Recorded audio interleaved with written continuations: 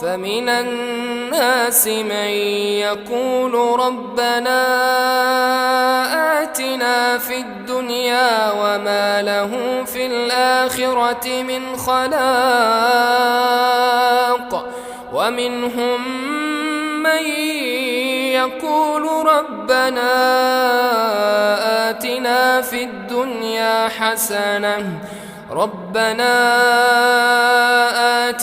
في الدنيا حسنة وفي الآخرة حسنة وقنا عذاب النار أولئك